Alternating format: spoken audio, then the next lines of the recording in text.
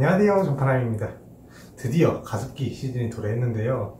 지금 제가 쓰고 있는 이 위니아 에어워시 3캔들 모델을 소개를 해보려고 합니다. 제가 실제로 2년 동안 이걸 써보면서 좋았던 점과 안 좋았던 점에 대해서 이야기를 한번 해보겠습니다. 먼저 외관 디자인은 꽤 이뻐요. 그래서 이렇게 유선형으로 되게 생겼고, 여기 부분이 약간 골덴 바지처럼 이렇게 들어가 있어요.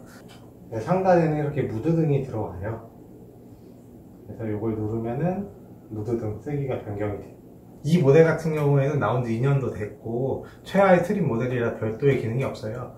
근데 요새 나오는 최신 기능 모델 같은 경우에는 여기에 스마트폰으로 제어할 수 있는 스마트 기능이랑 그리고 공기청정 센서가 달려있는 제품들이 있더라고요. 그런데 뭐 굳이 그런 기능까지 필요한 제품은 아닌 것 같고요. 어쨌든 기능적인 부분에서 살펴보면은 팬은 2단계 속도로 구분이 돼요. 이 상단의 전원 버튼으로 1단계, 2단계가 조정이 되고요. 그리고 요거 같은 경우에는 지금 물 부족 센서인데 현재 불이 별로 없어서 여기 빨간색으로 들어와 있어요. 그래서 정상적으로 물이 들어가면 이 센서는 꺼지고요. 이 제품이 가습하는 구조는 밑에서 공기가 들어와서 이 위에 팬이 돌아가면서 이렇게 바람이 나오는 구조고요. 이 내부에는 여기 수조가 있어요. 이 수조에 물을 넣어두면은 옆에 있는 필터가 물을 흡수를 해서 이렇게 들어온 바람을 위로 내보내주면서 가습이 되는 구조예요. 자연 기하식 방식인데요. 저처럼 집에 공기청정기를 여러 대 쓰시면은 사실 초음파식 가습기를 쓰면은 공기청정기 센서에 문제가 생겨요. 초음파식 가습기에서 나오는 물 분자가 굉장히 입자가 커서 그걸 미세먼지로 인식을 하고 수치가 빡 올라가서 팩이 엄청 열심히 돌거든요, 공기청정기가. 근데 자연기하식 같은 경우에는 자연적으로 물이 증발하는 거기 때문에 수증기 입자가 굉장히 작아서 얘 같은 경우에는 공기청정기가 따로 간섭을 일으키지 않아요.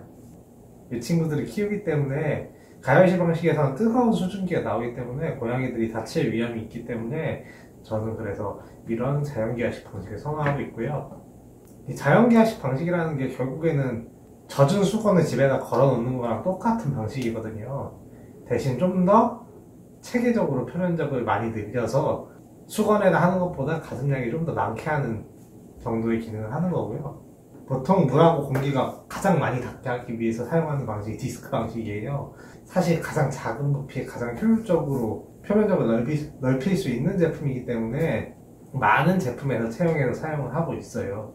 근데 디스크 방식 같은 경우에는 가습량도 많고 다 좋은데 문제는 디스크를 청소하기가 굉장히 어려워요. 근데 이 에어워셔 제품은 패브릭으로 되어 있는 필터가 들어있는데 물에 넣고 구연산이나 베이킹소다 때려 넣어가지고 팔팔 끓이면은 굉장히 깨끗해지고 살균 효과도 있겠죠. 그래서 반영구적으로 사용할 수 있고 세척이 굉장히 쉬워요. 그런데 이런 패브릭 같은 경우에 한 2주씩 넣고 사용하면 이런 식으로 끝에 이렇게 누렇게 변해요. 그러니까 최소한 일주일에 한 번씩은 이거를 삶아줘야 돼요. 반영구적으로 필터를 사용할 수 있는 게 장점이면은 좀 더 자주 빨아줘야 된다는 게 약간 단점이죠.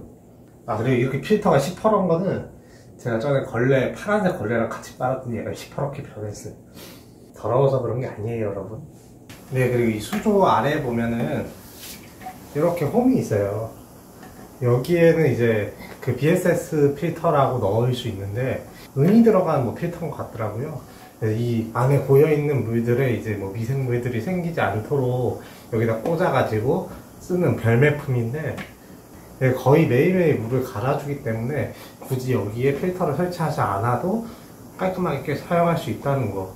그리고 요거 본체를 이제 보면은 이 상단부는 좀 단점이 있는 게 위쪽에 팬이 이렇게 생겼는데 요 부분을 일일이 닦기가 좀 어려워요. 그래서 여기 먼지가 좀 쌓여있죠. 이런 거를 진짜 디테일하게 닦아서 청소하기가 되게 어려운 편이에요. 그 내부 팬 세척을 하려면은 아래쪽에 이렇게 생겨있는데 나사를 풀어서 이걸 세척을 해줘야 돼요. 그래서 실제로 이걸 한번 풀어보면은 이렇게 위에서 팬을 이렇게 빼낼 수 있고요. 날개랑 이런 것들을 분리를 해낼 수가 있어요. 그래서 팬 세척도 그렇게 어려운 편은 아닌데 일단 나사를 풀어야 된다는 게 조금 부담스러워요. 플라스틱 걸쇠를 이렇게 딱 끼는 방식으로 했으면 오히려 더 분해해서 청소하기 편하지 않았을까 하는 아쉬움이. 지금 보면은 여기 수조에 분명히 불이 들어와 있잖아요. 부족하다고. 근데 실제로 이걸 열어보면은 수조에 물이 이만큼 남아있어요. 그래가지고 여러분들 이거 물을 만땅에 채워놔도 항상 물이 밑에 조금 고여있어요. 이 정도 물이면 한 500ml 이상은 되는데 충분히 가습기가 돌아가서 가습을 할 만도 한데, 얘가 너무 물 부족을 빨리 인식을 하는 게 좀 단점이에요. 물을 넣을 때 꼭 이거를 들고 넣어줘야 돼요, 이 안에. 요즘 기화식 가습기의 대세는 사실 상단에다가 급수하는 게 대세거든요. 이제 이렇게 열 필요도 없이 물만 퍼서 거기다 팍 부어버리면은 가습이 되는, 그래서 굉장히 편한 그런 제품들이 많은데, 이거 일단 얘 꼭 뚜껑을 따줘야 된다는 거. 이 뚜껑 부분이 되게 커갖고 딸 때 힘이 좀 들어요. 그게 좀 귀찮다는 게 아쉽네요. 그럼에도 불구하고 기아식 가습기 자체가 이제 가격대 형성이 10만원 이상이 기본으로 되어 있는 경우가 굉장히 많고, 특히 대용량의 경우는 훨씬 더 심하죠.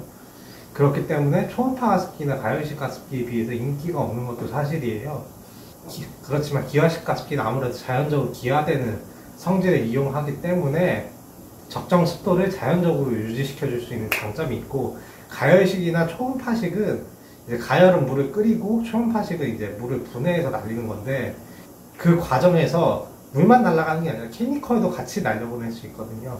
하지만 이 기화식 가습기는 그런 게 없다는 게 상당히 장점이고요. 그리고 요새 가습기에 이제 향을 넣는 게 되게 유행하잖아요. 그래서 초음파식 가습기 같은 경우에는 진동자가 밑에 있기 때문에 처음에는 향이 잘 안 나다가 물이 다 떨어질 때쯤 향이 많이 나는 경우가 되게 많거든요. 물 위에 오일이 뜨기 때문에. 하지만 이거는 수조 위에 물이 이렇게 떠 있고 이렇게 증발시키는 타입이기 때문에 향도 은은하게 되게 잘 날아가요. 그래서 작은 방에서 기화식 가습기를 쓰시려는 분들은 이것도 되게 괜찮을 것 같고요. 만약에 좀 더 많은 가습량을 원하면은 다른 제품을 구매하시기 좀 가습량이 많은 제품은 아닙니다. 어쨌든 오늘의 가습기 리뷰는 여기까지고요. 이거 지금 필터 삶아놨는데 계속 물이 넘쳐가지고 빨리 끝내봐야 될 것 같습니다. 뭐야? 가스레인지에 물이 넘쳐가지고. 어쨌든 오늘의 가습기 리뷰는 여기까지고요. 도움이 되셨다면 구독과 좋아요 부탁드립니다. 안녕. 안녕.